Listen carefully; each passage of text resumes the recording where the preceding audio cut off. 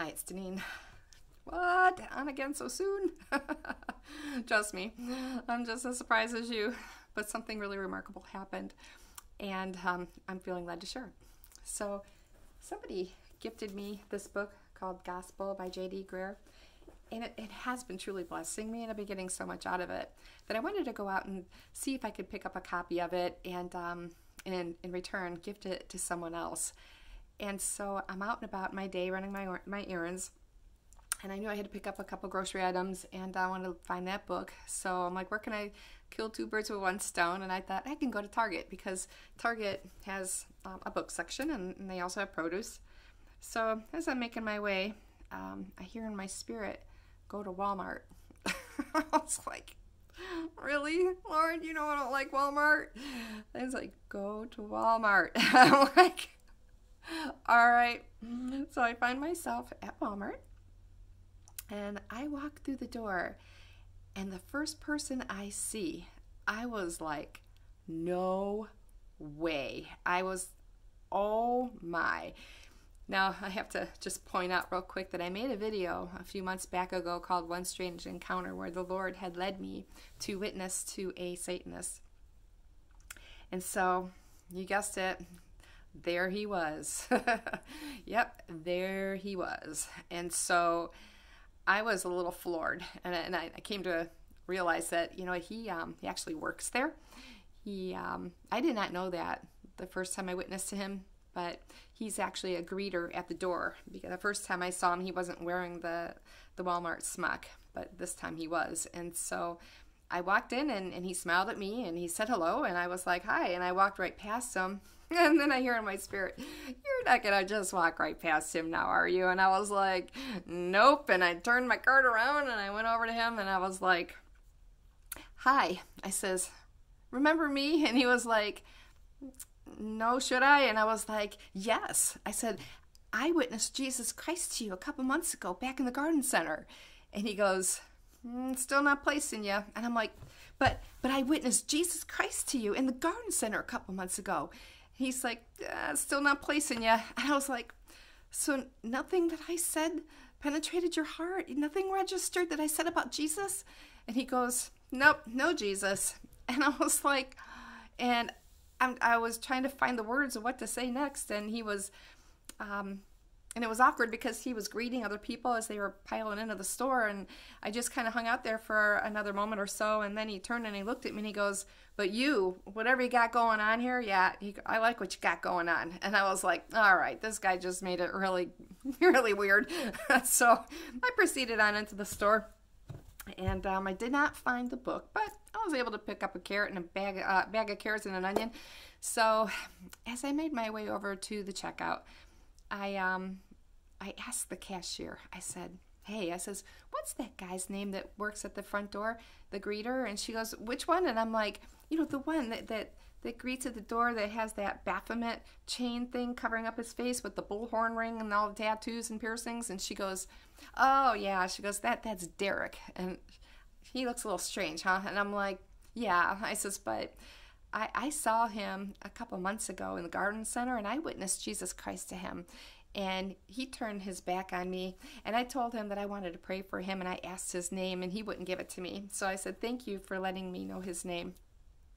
So as I was exiting the store, I had one last encounter with Derek, and I went up to him and I said, you know, Derek, I know you don't remember me, but I want you to know that I never forgot you, and that I still pray for you, and that I hope that you could find it in your heart to open up to Jesus. And he just went, nah.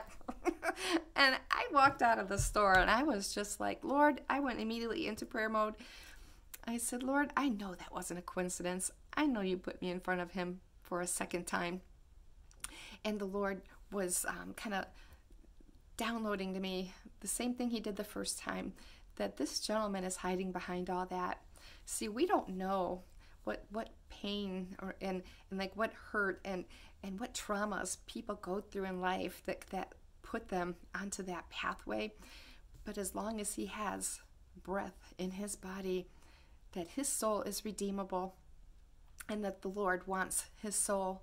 So I'm calling upon you, brothers and sisters, my prayer warriors, my saints, my brothers, if you can just unite with me and pray for this gentleman. We know the power of prayer, and I need some backup on this one. So yeah, I thank you for that. And we know that people are still getting saved, and the fullness of the Gentiles has not yet come in. So we are out here working, and as we wait, we work, right? And somebody had also left a comment on my last video, also kind of rebuking me, saying that I'm pretty much speaking wrongly when I say that the parables are for the Gentiles. He said they're for the Jews. Read your Bible. I was like, I had to respectfully disagree with that, because yes, Jesus addressed the Jews when he taught those parables. However, Paul was revealed the mystery that the Gentiles would be grafted in. Therefore, that those parables are now applicable to us. And he had put it in me that if those parables were not for us, then we would have no business in the fields and working, and being given talents and things like that. So we can't dismiss those parables, that they are for the Gentiles, and he's so good. Oh, he's just so good. So what does he do? He leads me to Matthew 20 and gives me confirmation. So as I said, to read Matthew 20, it starts by saying the kingdom of heaven is like, and it was like spotlight that he just illuminated that, just like he did with the parable of the 10 virgins when I was reading that. The kingdom of heaven is like, and where did I just read that? The parable of the 10 virgins. And how does the parable of the talents start? The kingdom of heaven is like. So based on the logic that those parables are not applicable to the Gentiles, as if to say the kingdom of heaven is like, but it's not for you. It's only for the Jews.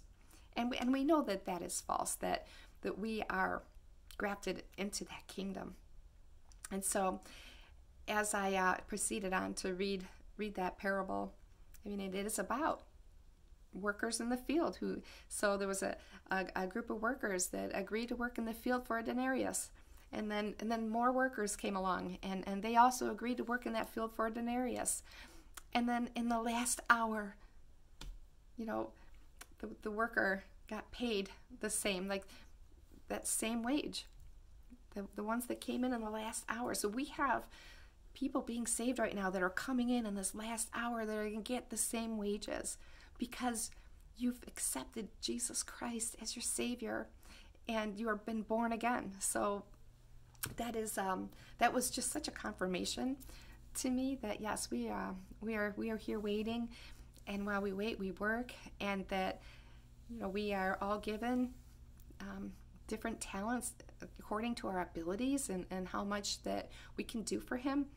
And I pray every day for the Lord to open up doors and opportunities for me. I pray that He build in me strength and boldness that I may be effective for Him. But I'm working it according to my ability. I don't see myself with a lot of ability. There are brothers and sisters out there who have tremendous, amazing ministries. They're reaching thousands, right? And He's got me on here. My video is all spaced out, and I'm like, maybe He's just given me one talent. But if that's all He's giving me, I'm still willing to use it. I'm still willing to work. I'm not going to bury my talent or sit on it. And so I just wanted to kind of point that out, that the enemy sometimes, he's so good at trying to bring in that fear and condemnation by saying you don't do enough. But I'm like, the Lord just showed me something, and I know that He who started to begin a good work in me is going to bring it to completion, and that I am willing to work for Him. So I'm going to follow by obedience what he leads and guides me into. So I just want to say thank you, and hope that encourages and blesses others also. And as far as like the comment section, if you see doctrine a different way and you want to talk about it, then fine, come to me in love. We can speak truth in love, and iron can sharpen iron. But when you come at me with that arrogant sense of pride, then that puts a stumbling block in front of me, because I'm sensitive, and it makes me not want to do these videos, and I have to fight against that. And so please just keep the comments respectful. I love what Ken said. My brother Ken, he commented on my video. He's like, you need to have thick skin. And I'm like, I know that. I know that about me. And I'm sure the Lord knows that about me as well. But I do want to say thank you for those who come in love and support and do leave wonderful comments that help build me up. Like, this is what we should be doing. We should be building each other up and not tearing each other down. And so whether you're on my channel making these comments or on other people's channels making those comments, exercise that spiritual gift of self-control, and analyze before you say something what you're saying, so that it doesn't come across as hurtful to another brother. Okay. All right. With all that being said, I just wanted to say thank you for listening, and until he comes, we'll keep working out in the fields. And I just want you to know that I do extend my love to all, and I'm praying for all of you. And I'll end by my usual ending of saying Maranatha.